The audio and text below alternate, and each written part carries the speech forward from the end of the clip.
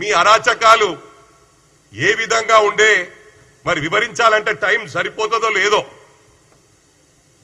నేను తప్పకుండా కేటీఆర్ చెప్తా ఉన్నా, నీ అరాచకాల మీద ఒక బుక్కు, మీ 10 సంవత్సరాల అరాచకాల మీద ఒక బుక్కు రాయనున్నా. నేను తప్పకుండా బుక్కు రాస్తాను, రిలీజ్ చేస్తాను. ఎందుకంటే ఇట్లా ప్రెస్ మీట్లు పెట్టి మేము మీకు కౌంటర్లు ఇచ్చుకుంటా పోతే మా టైం అంతా బర్బాద్ అవుతుంది. అందుకు నీ బుక్కు రాసి ప్రతి ఇంటికి కడపకు ఆ బుక్కులు సరఫరా చేసే బాధ్యత కాంగ్రెస్ పార్టీ తరఫున నేను వహిస్తానని చెప్పి కూడా ఈ సందర్భంగా తెలియజేస్తా ఉన్నా. ఒకటి గమనించాలా, ఇలా ఏ ఊర్లో పోయినా అరుగుల మీద కూర్చుంటారు, చెట్ల కింద కూర్చుంటారు.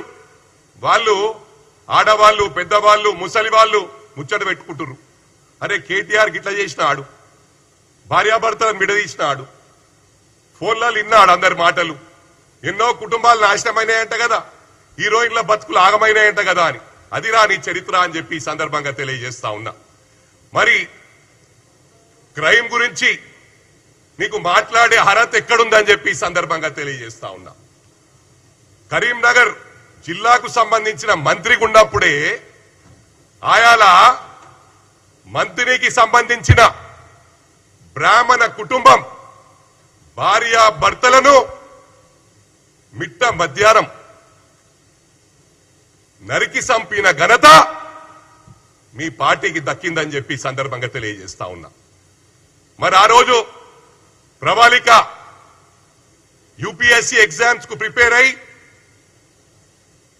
పేపర్ లీక్ అయిందనగానే మళ్ళీ ఎగ్జామ్ పోస్ట్పోన్ అయిందంటే తట్టుకోలేక సూసైడ్ చేసుకుంటే ఆయన నువ్వు మున్సిపల్ మంత్రి గుండి షాడో ముఖ్యమంత్రిగా పనిచేస్తూ ఏ ఎంక్వైరీ చేయకుండా, ఇన్ఫర్మేషన్ తీయకుండా గాలికి నరం లేని నాలికి అంటారు. ఇప్పుడు కూడా వెదవలాగానే మాట్లాడుతున్నావు, ఆ రోజు కూడా వెదవలాగానే ప్రవర్తించినావు. ఏమన్నావు ఆయన? లవ్ అఫేర్ ఏమో సూసైడ్ చేసుకుందన్నావు. అంటే ఇంత గాలికి మాట్లాడే వెదవవు వేరే వాళ్ళ గురించి మాట్లాడే నైతిక హక్కు లేదని చెప్పి సందర్భంగా తెలియజేస్తా ఉన్నా. ఇవాళ ఒకటి గమనించాలా, ఆంధ్రాలో వైఎస్ఆర్సీపీ వాళ్ళు భయప్రాంతులయ్యి కొంతమంది విదేశాలకు పారిపోయినరు, కొంతమంది రాష్ట్రాలను వదిలిపెట్టి పారిపోయినరు. మా లా అండ్ ఆర్డర్ ప్రాబ్లం ఉంటే ఇవాళ మీరు ఇట్లా మాట్లాడుతున్నా అని ఈ సందర్భంగా తెలియజేస్తా ఉన్నా. ఇవాళ కాన్వాయ్ల గురించి అడుగుతా ఉన్నావు. అరే అవులా, నువ్వు అవులగానివిరా, మా ముఖ్యమంత్రి, గౌరవ ముఖ్యమంత్రి మాట్లాడే గురించి అర్హత లేదు నీకు. ఆ రోజు మీరు టిఆర్ఎస్ ను తెలంగాణ రాష్ట్రం రాగానే తెలంగాణ సెంటిమెంట్ అయిపోయింది అనుకుని తెలంగాణ సెంటిమెంట్ ను పక్కకు పడేసి బీఆర్ఎస్ పార్టీ ఫామ్ చేసి అటు ఏపీలో పార్టీ ఫామ్ చేసిరు. చంద్రశేఖర్ గారిని రాష్ట్ర అధ్యక్షుని చేసిరు.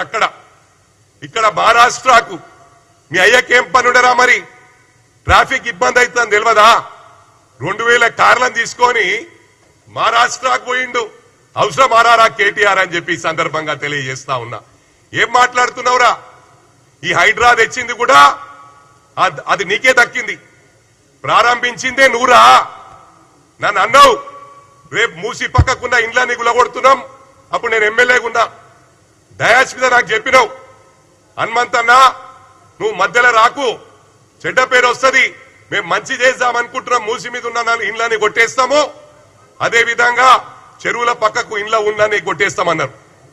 అన్నది నువ్వే, ప్రారంభించింది నువ్వే, డబుల్ బెడ్రూమ్లు మోసం చేసింది నువ్వే. 10 సంవత్సరాలు ఇండ్లు ఇండ్లు ఇండ్లు ఇండ్లు అని చెప్పి టైం గడిపిండ్రు. ఇలా మొత్తం అందరికి ఇచ్చిండ్రా ఇండ్లు? ఇచ్చిన ఇండ్లకు బిల్లు ఇయ్యలే. ఆ 9,000 కోట్లు కూడా మా ప్రభుత్వం రిలీజ్ చేసిందని చెప్పి సందర్భంగా తెలియజేస్తా ఉన్నా.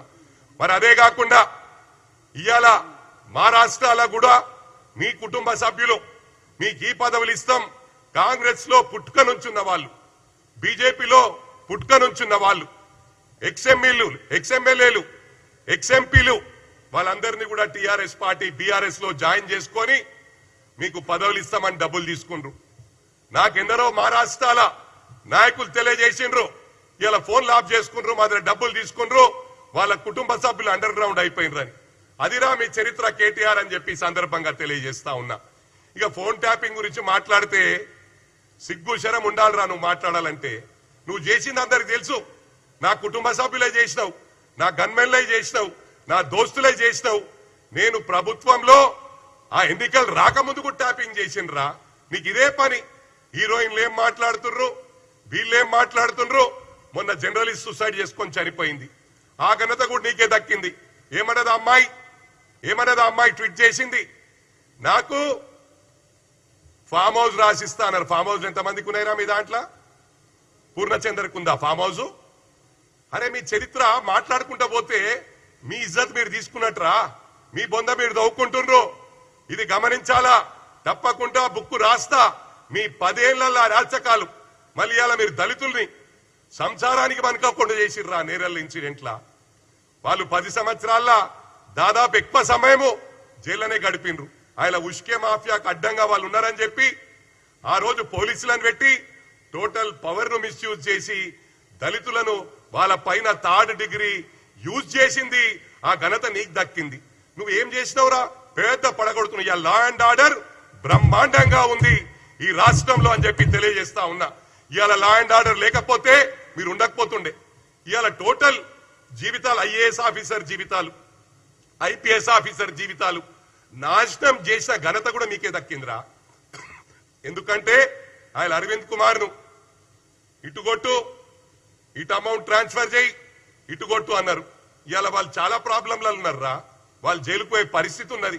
ఇవాళ ఎంతో మంది ఐపీఎస్ వాళ్ళు, అడిషనల్ డీసీపీలు మీరు చేసిన వలన జైలు ఇవాళ సీకు లెక్క పెడుతున్నారు. అంటే తప్పకుండా నువ్వు కూడా లెక్క పెట్టే రోజులు వస్తాయి. మా గౌరవ ముఖ్యమంత్రి గారు మరి కేటీఆర్ కు, హరీష్ రావుకి ఇంత టైం ఎందుకు ఇస్తున్నారో తెలుస్తలేదు. మరి వందలాది ఎకరాలు ప్రభుత్వ భూమి మీ కేటీఆర్ కాన్స్టిట్యున్సీ, నీ కాన్స్టిట్యున్సీలరా భయ్, నీ కాన్స్టిట్యున్సీలా ప్రభుత్వ భూములు నీ బెనామీల పేర్ల మీద చేసినావు. కావాలంటే సందీప్ జా సిరిసిల్ల కలెక్టరు మొన్న రీసెంట్ గానే ప్రజలందరూ ఎవరైతే నీ బెనామీలు ఉన్నారో గవర్నమెంట్ హ్యాండ్ ఓవర్ చేసిండ్రు. ఇప్పుడు ఇవన్నీ తెలివారా నీకు? చిన్న పిల్లగాడు మాట్లాడినట్టు మాట్లాడుతున్నావు, ఇష్టం ఉన్నట్టు. మా గౌరవ ముఖ్యమంత్రిని అంటున్నావు. నీకు లాంగ్వేజ్ ప్రాబ్లం ఉన్నదిరా? ఏం మాట్లాడుతావురా నువ్వు? ఈ రాష్ట్రంలో ఉంటే ఒక తీరు, బయట దేశం పోతే ఒక తీరు, బయట రాష్ట్రం పోతే చేంజ్ అయిపోతావు. కుక్కిన్ ఉందా? ఇవున్నాయా?